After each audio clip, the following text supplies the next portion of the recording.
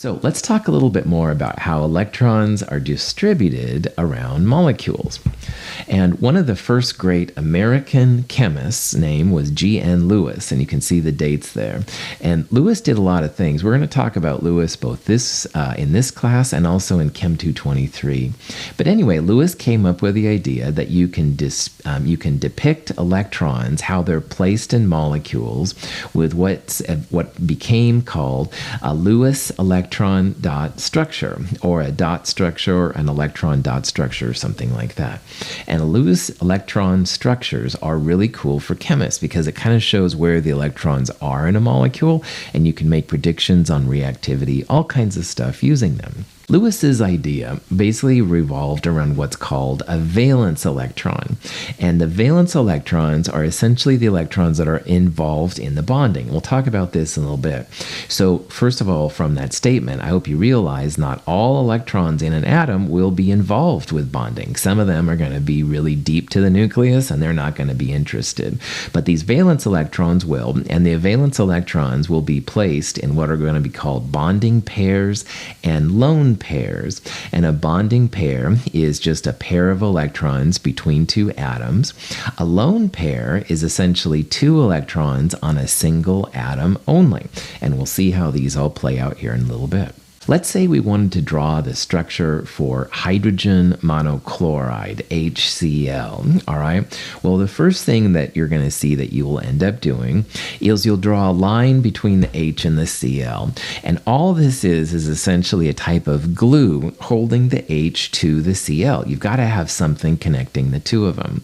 Well, that line right there is what we used for a bonding pair, a shared pair or a bonding pair we represent through lines. So lines are used when there's a bond between two atoms. On the other hand, Cl, as we're going to see, has not one, two, but actually three lone pairs around it, LPs. Lone pairs are only on one atom. Hydrogen, we're going to see, doesn't have any lone pairs, but chlorine has three. So this thing right here, this molecule, is really the Lewis structure for HCl. And we're going to see how this came around here in a little bit.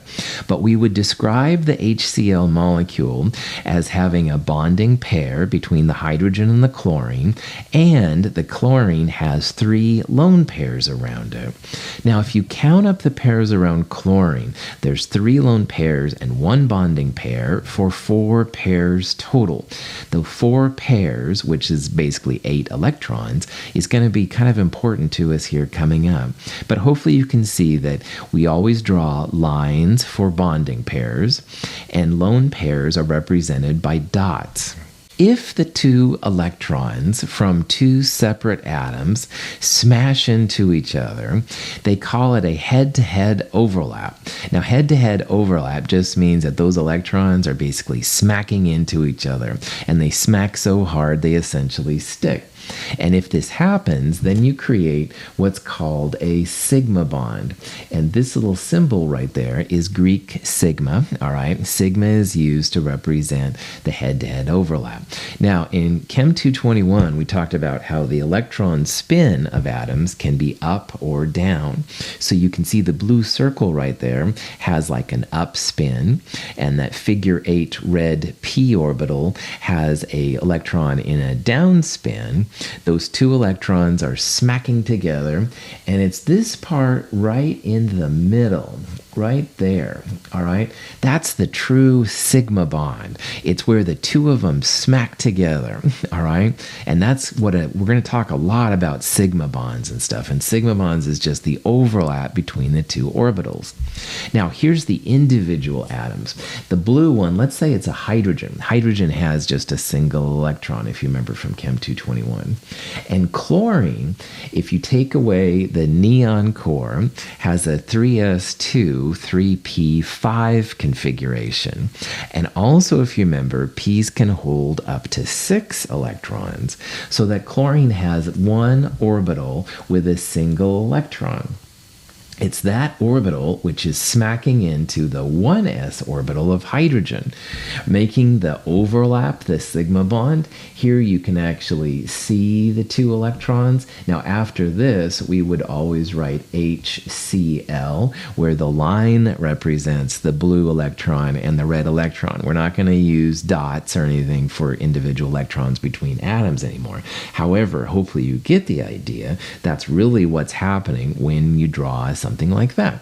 So this is the bond between the hydrogen and Cl in hydrogen monochloride.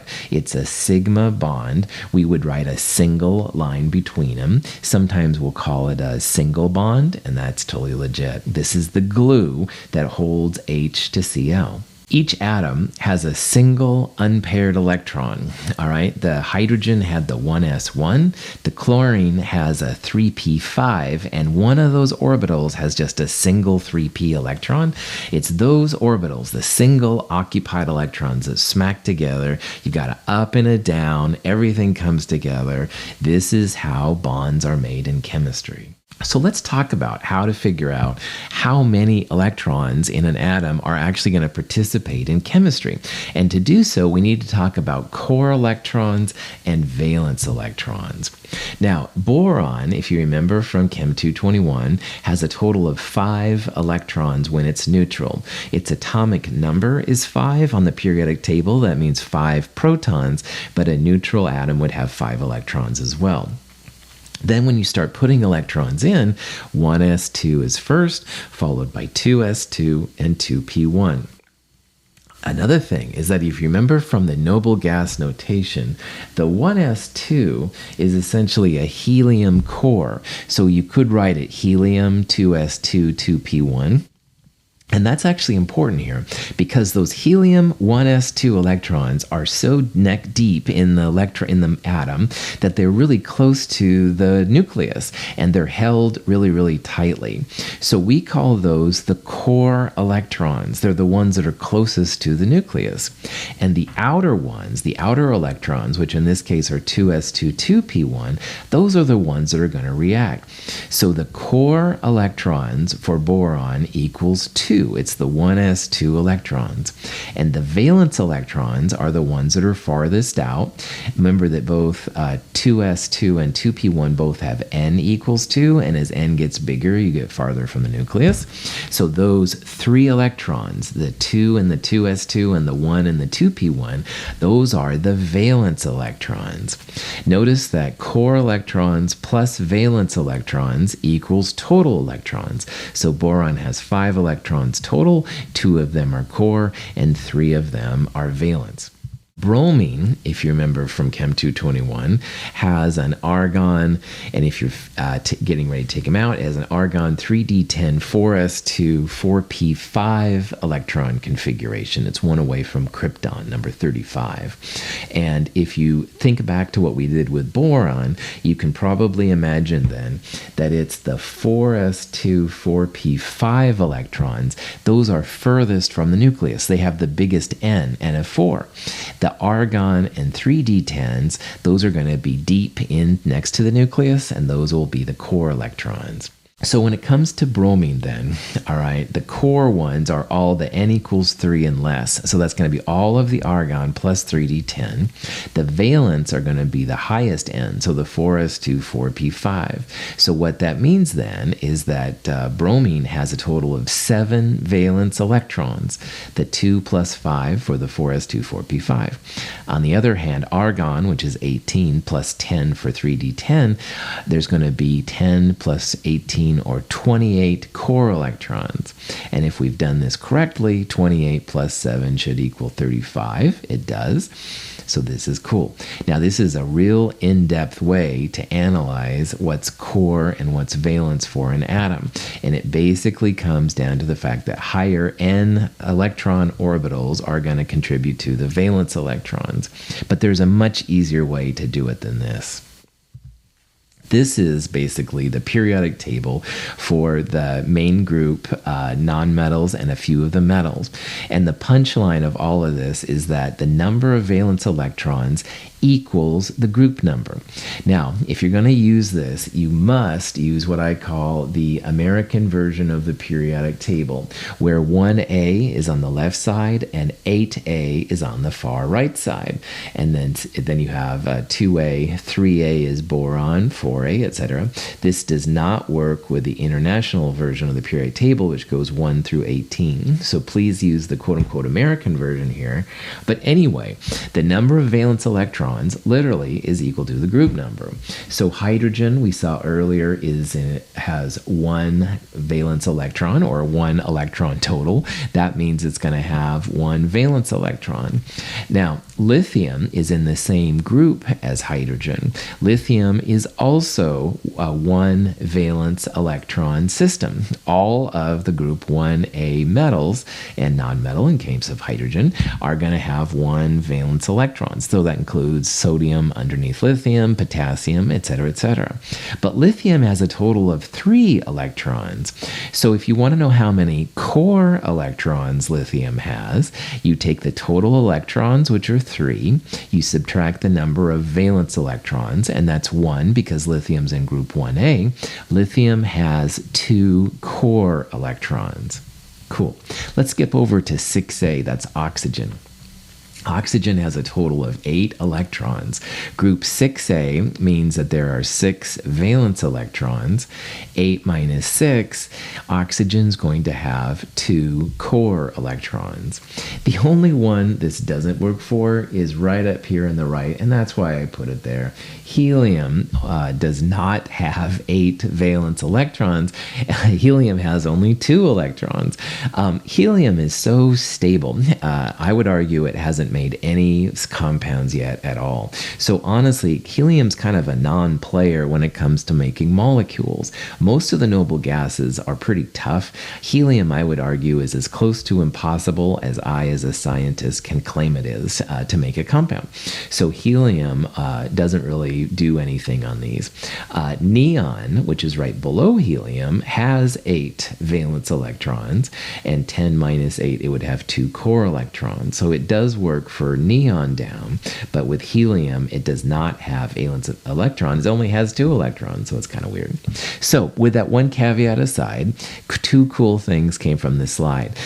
First of all, if you're using the American version of the periodic table, the number of valence electrons equals the group number, and that's pretty cool. Second is that you can figure out core electrons by taking the total electrons and subtracting the valence electrons from it.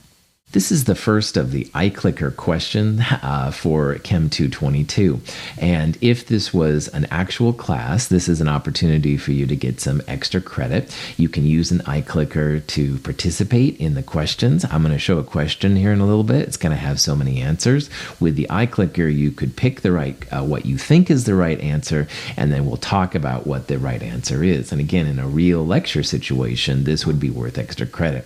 Now, in this particular video lecture, unfortunately, I don't have an extra credit option for you. However, I do encourage you to, when the question comes up, you can kind of pause the video, think about what you think the right answer is, and then I will talk about what the actual answer is and talk about how you get there. It's a great way to learn. Hopefully, it makes these kind of boring, probably video static lectures a little bit more exciting. So iClickers and these questions, I think, have real merit. On the other hand, you can't get extra credit right now, but you can at least learn as we go along. So in a little bit here, I'm going to have the first question, and I do encourage you to pause it, think about it and stuff before starting the video again.